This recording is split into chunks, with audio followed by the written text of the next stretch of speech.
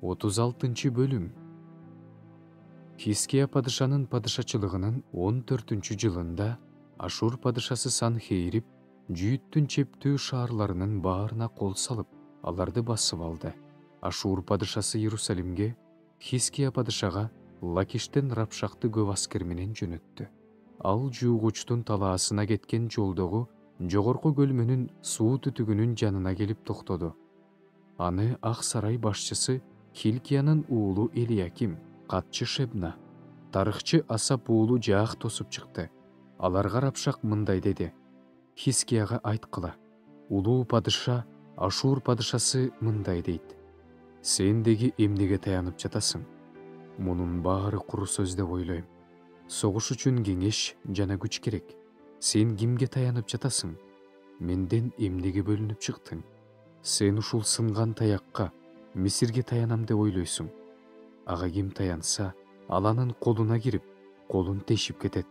Мисир падышасы фараонго таянгандарга мына ушундай болот.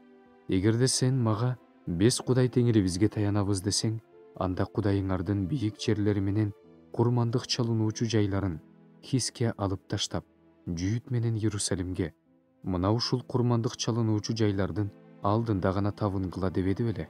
Мына ушул курмандык чалынуучу жайлардын алдында гана табынгыла дебеди беле? Ошол кудайыңарга таянып жатасыңарбы? Ошол кудайыңарга таянып жатасыңарбы? Ошондуктан менин мырзам Ашур падышасы менен келишим түз. Мен сага 2000 ат берем. Аларга мине турган кишилерди да таба аласың.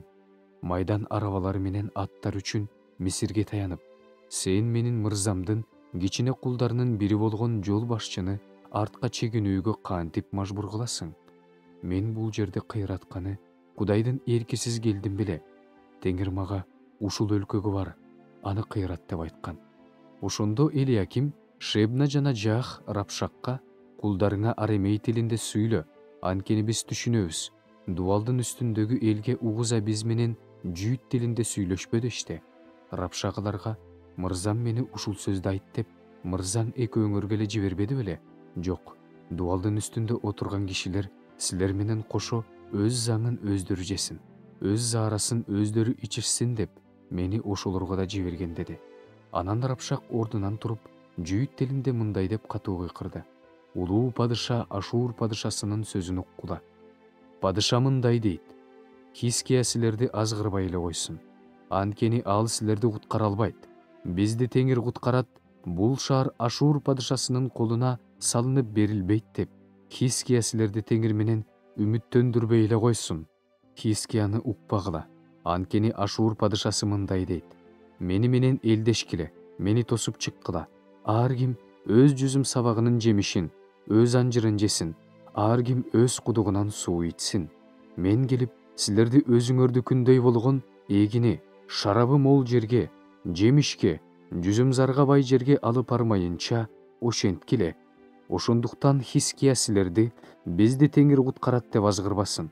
Кайсы элдин кудайы өз жерин Ашур падышасынын колунан сактап калды эле? Хамат менен Арпаттын кудайлары кайда? Сепарбайымдын кудайлары кайда?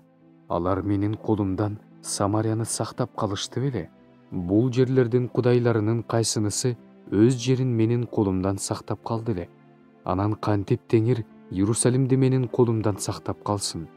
Бирок алар ун чугушкан жок, ага бир сөз менен да жооп беришкен жок.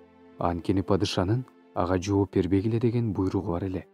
Падыша сарайынын башчысы Хилкия уулу Элияким, катчы Шебна, тарыхчы Асап уулу Жаах Хискияга айрылган кийимдери менен келишип, Рапшактын сөздөрүн айтып беришти.